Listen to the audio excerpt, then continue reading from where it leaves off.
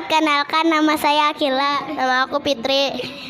Akan membawakan lagu Rukun Islam. Rukun Islam yang 5: syahadat, sholat, puasa, zakat untuk si miskin, bagi-bagi yang kuasa. Siapa tidak sholat dosa, siapa tidak zakat kan rugi di akhirat, pasti Allah melaknat. Wassalamualaikum warahmatullahi wabarakatuh.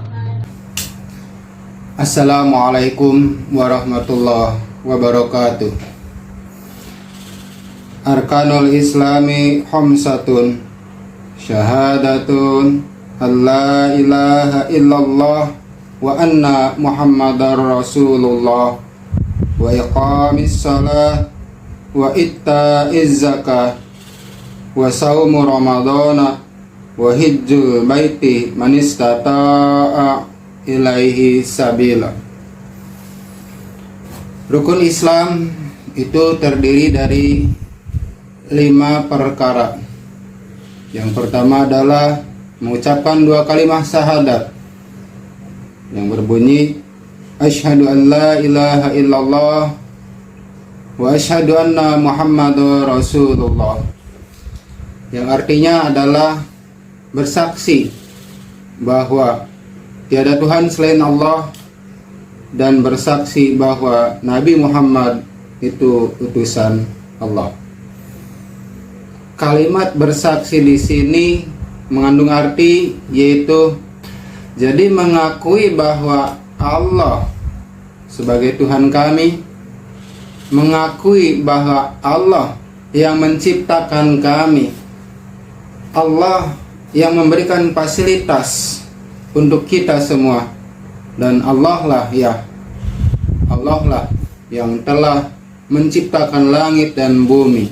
Menerima dalam arti yang sesungguhnya adalah bertuhankan Allah. Kita rela menerima bahwa kita bertuhankan Allah. Menerima dengan konsekuensinya adalah apabila betul dalam melaksanakan ibadahnya, maka kita akan mendapatkan pahala.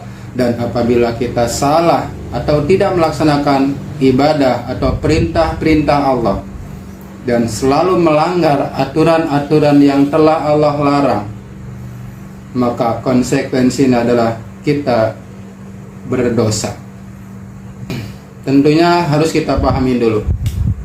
Saksi di sini tadi disebutkan bahwa menyaksikan di sini adalah dengan ma'rifat. Ma'rifat itu adalah kalau bahasa kita itu melihat dengan hati kita. Karena syarat melihat itu ada 4. Pada dasarnya syarat melihat itu ada 4. Yang pertama yaitu mata kita sehat. Maka dengan mata yang sehat kita bisa melihat. Syarat yang kedua melihat adalah ada cahaya seperti sekarang ini. Kita ada cahaya, maka kita bisa terlihat. Syarat yang ketiga adalah tidak terhalang oleh apapun sehingga benda tersebut bisa terlihat. Dan syarat yang keempat melihat adalah barang yang dilihat tidak terlalu kecil atau tidak terlalu besar sehingga pas ukurannya oleh mata kita untuk dilihat. Nah, lalu apa dengan syarat melihat Allah itu? Syarat melihat Allah itu bukan harus kita melihat wujud Allah, karena itu sangat tidak mungkin untuk kita yang hidup di alam dunia ini. Dan cukup bagi kita adalah melihat bukti-bukti yang telah Allah berikan kepada kita. Cukup dengan melihat ciptaan-ciptaan Allah yang telah kita rasakan, bahkan kita lihat bersama. Apakah sah demikian? Sah, karena tanpa harus melihat, tentu dengan akal dan hati kita satukan, maka kita sudah tahu betul bahwa Allah memang ada. Salah satu contoh, Kalau Anda masuk rumah, lalu di rumah dilihat ada kotoran ayam misalkan, apa yang Anda pikirkan? Tentu Anda akan berpikir bahwa ayam pernah masuk ke dalam rumah kita, membuang kotoran dan keluar lagi. Dan itu yakin dan bisa diyakini sebagai hujah. Kenapa? Karena setiap ada kotoran ayam di dalam rumah, tentunya tidak ada lagi kecuali ayam itu sendiri masuk ke dalam rumah dan membuang kotoran di rumah. Tidak ada hal-hal yang selain itu. Apa mungkin bisa jadi anak kita masuk membawa kotoran ayam, lalu ditinggal di tempat itu lalu keluar lagi?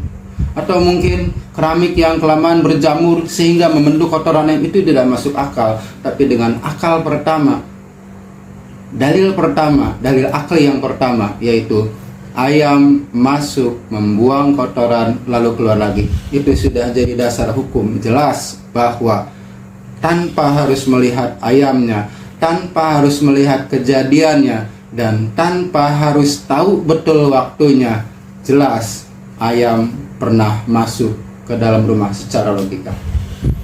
Itu salah satu contoh, dan masih banyak lagi contoh yang tentunya kalau kita ucapkan ini terlalu panjang. Maka dalam hal ini tauhid kita menyaksikan Allah itu ada, tidak harus melihat Allah secara langsung dengan kasat mata kita, tapi dengan bukti-bukti yang ada, maka kita sudah termasuk makrifat, artinya mengetahui dengan hati kita bahwa Allah ada. Mengetahui, menerima bertuhankan Allah, menerima seluruh ajaran-ajaran yang dibawa oleh Nabi kita Muhammad SAW. Dan itu adalah sebuah konsekuensi ketika kita sudah mengucapkan dua kalimat syahadat, rukun Islam yang pertama.